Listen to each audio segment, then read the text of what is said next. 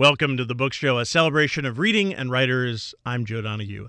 Number one New York Times bestselling author of Presumed Innocent, Scott Turow, returns with Suspect, a riveting legal thriller in which a reckless private detective is embroiled in a fraught police scandal. Clarice Pinky Granum has a respectable enough job as a licensed PI working for Rick Dudek on his roster of mostly minor cases. Then the minor cases turn major when Police Chief Lucia Gomez turns to Dudek to act as her attorney in the federal grand jury investigation after 3 male police officers have accused her of soliciting sex in exchange for promotions to higher ranks. Rick and Pinky feel that Chief Gomez's case, which has attracted national attention, is their chance to break into the legal big leagues. Scott Turow is the author of many best-selling works of fiction, including The Last Trial, Testimony, Identical, Innocent, and The Burden of Proof. His latest is Suspect, and it's a great pleasure to welcome Scott Turow to this week's book show. Scott, thank you very much for being with us. A pleasure to have you on the program. It's a great pleasure to be back. Thank you so much. What brought you to this particular story and really to Pinky, who is a really cool character? Yeah, well, thank you for that. Pinky was a character in my last novel where she had a lesser role, and she was one of those characters who, when you're lucky, happens in the life of a novelist, being that she was a character who was trying to run away with the last book, and meaning she was trying to escape the boundaries that I had set for her. And because she was so vital, or at least seemed that way to me, I kind of made a deal with her, which is, of course, saying with myself, that if she would just go back to her pre-appointed role in that book, I would give her a book of her own after this. And that's how I sort of evolved into writing Suspect, was to give Pinky the space to be who she wanted to be. That must be thrilling when you find that. Oh, it's the best thing. You know, it's disturbing in the sense that you thought you had a plan for this book. And, you know, in the case of The Last Trial, there was basically a branch inserted in the plot just so that, you know, Pinky could do her stuff, because she'd been sort of a grumpy paralegal in her grandfather's law office, and suddenly, you know, sort of spread her wings when she was allowed to work as an investigator. But in order for her to discover that, I had to change the book a little bit. And that's, again, you know, I know how corny it sounds when, you know, authors say that characters take on a life of their own.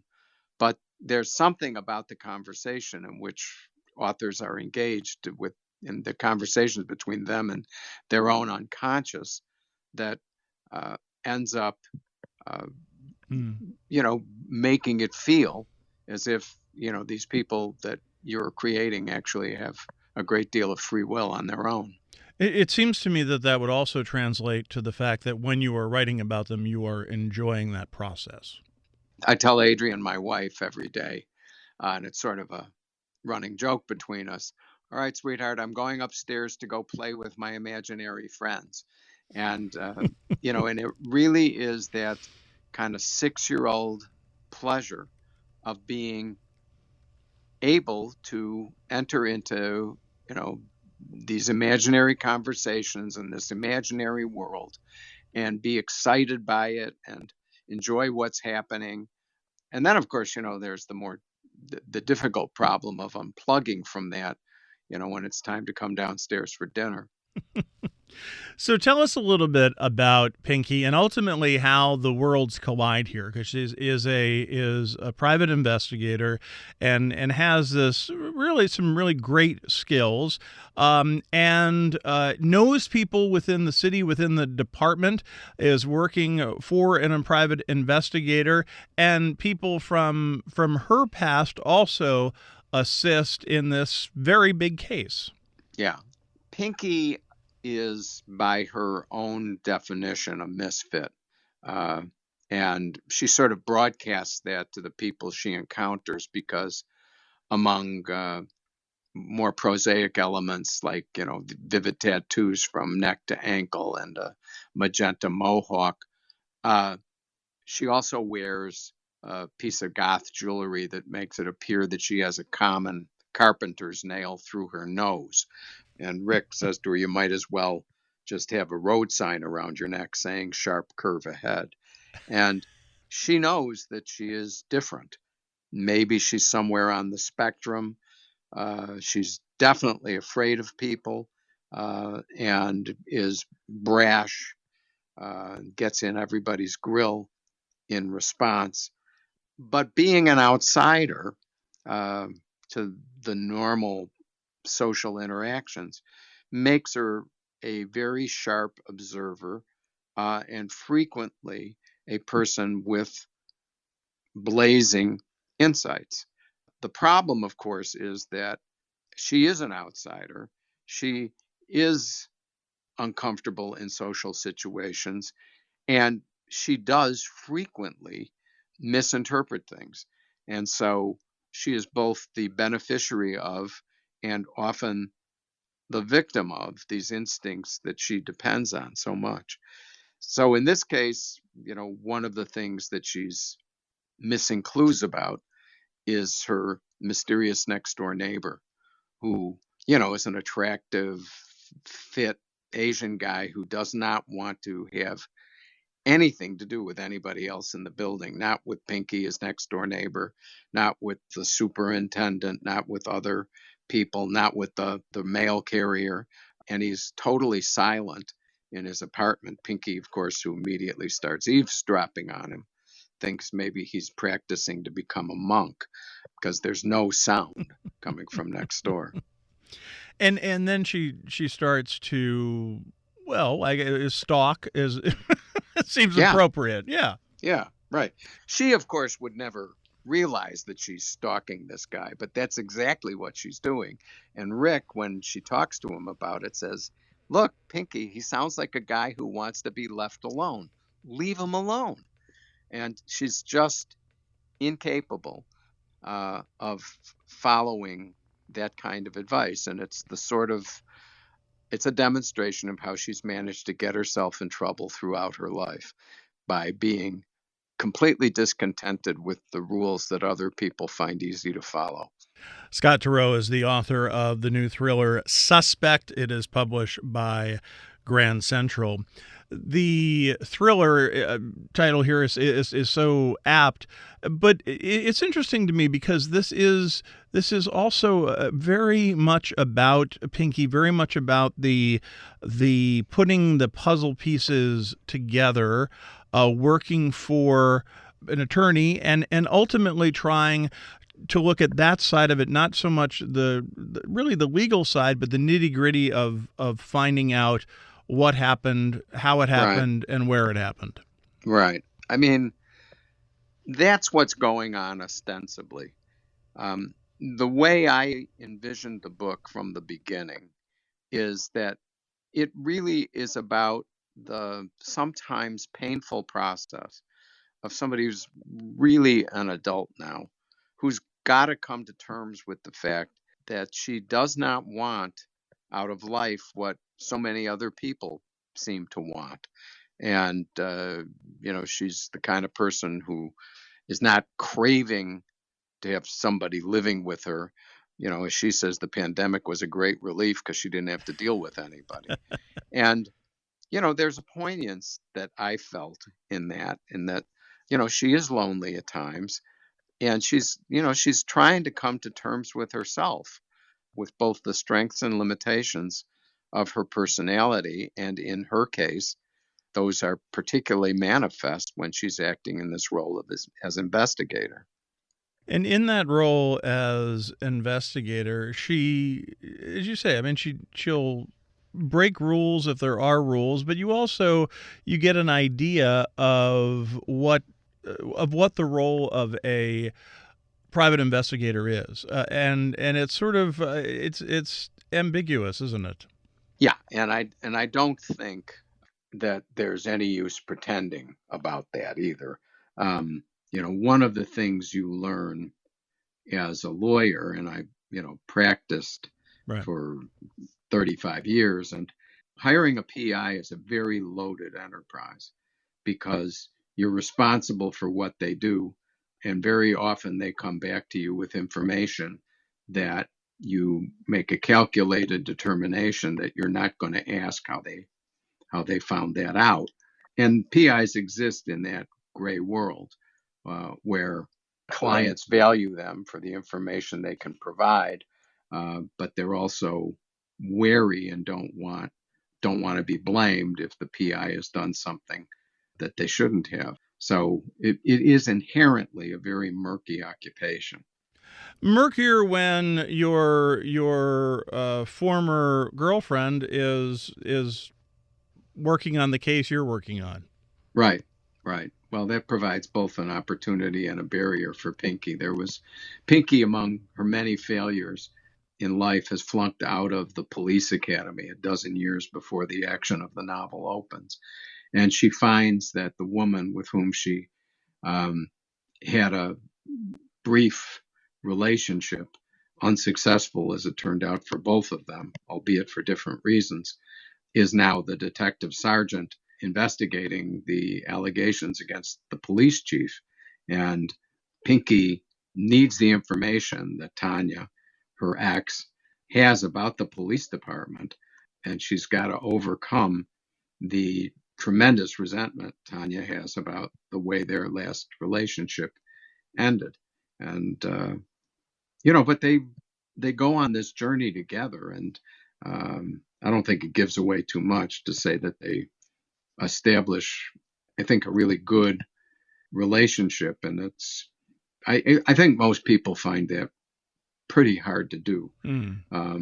Somebody with whom you've had an intimate relationship cannot usually march easily into the role of true friend, but it happens. We all know it happens.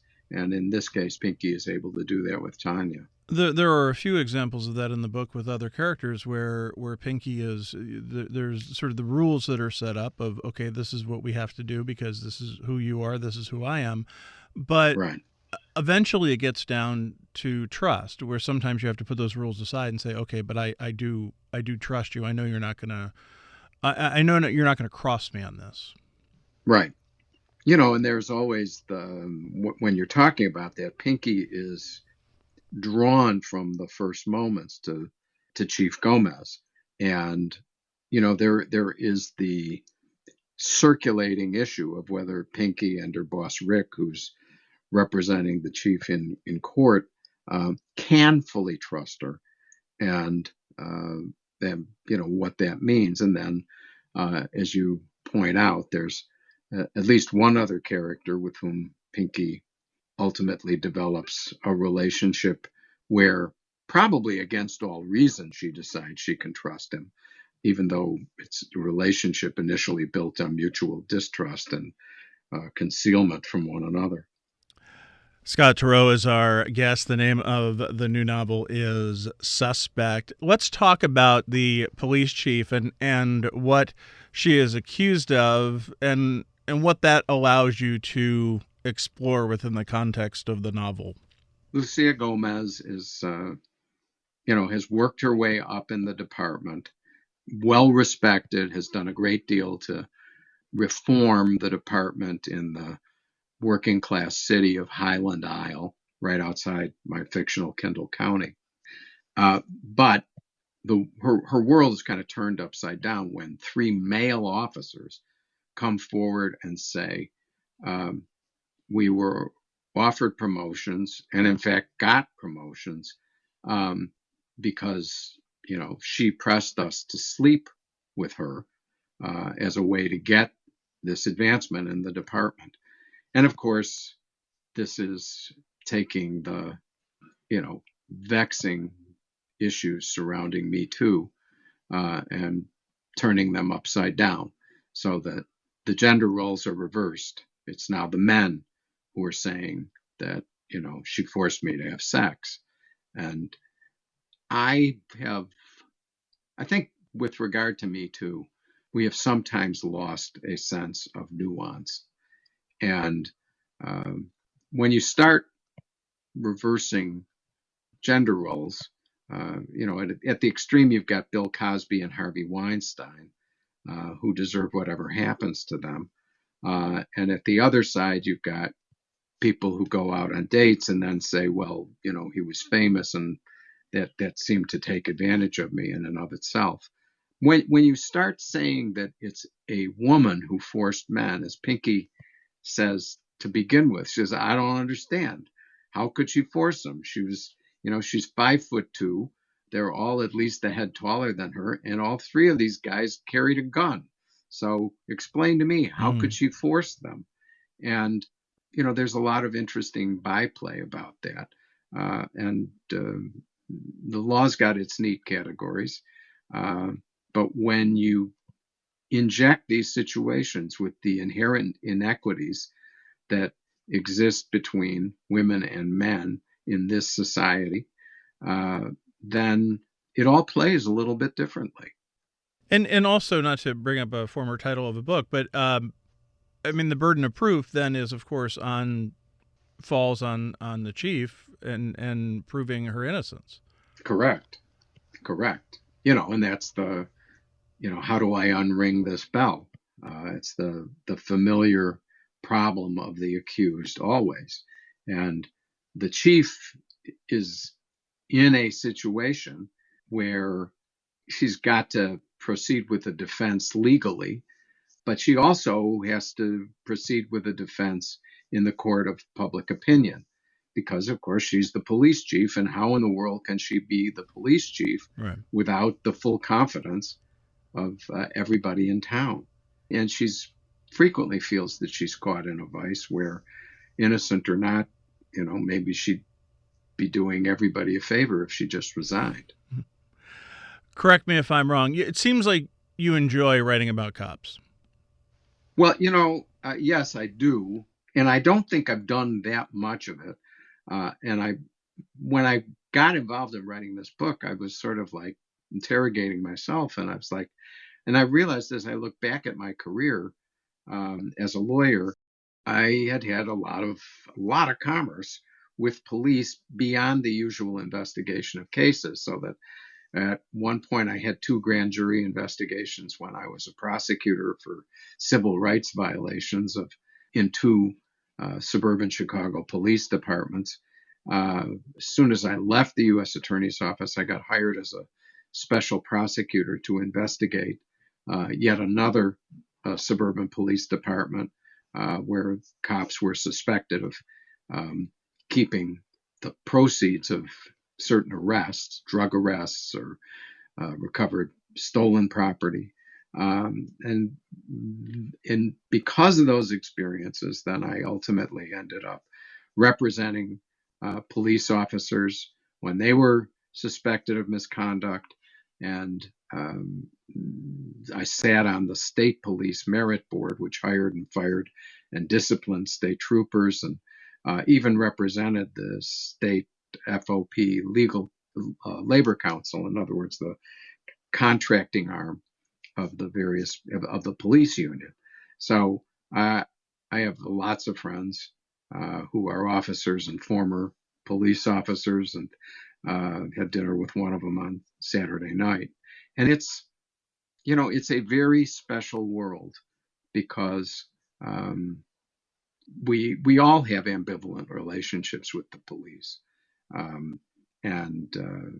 You don't like it when you're at an intersection and they're directing traffic and they start screaming at you. And yet, of course, when you need them for protection, there's nobody you're happier to see. And it's a tough world, and even tougher now for cops, because they're under suspicion, sometimes rightly so.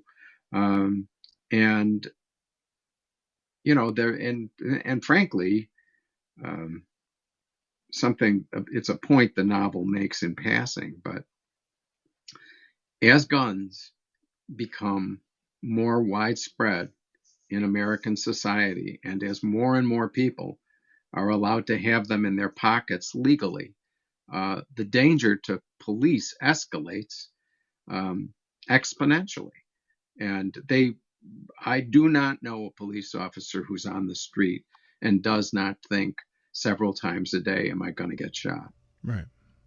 Because in that way, the playing field is more level than it should be. Well, we can discuss that. People have different points of view. I'm certainly of that belief. And by the way, most officers I know who like guns, I mean, their job is to carry one. Right. They know how to shoot them. They, are often fascinated by weapons, but they generally do not believe that everybody who just smiles at a gun salesman ought to be able to walk around with a weapon in his pocket. And so that, generally speaking, you'll find police chiefs very strong proponents of gun control.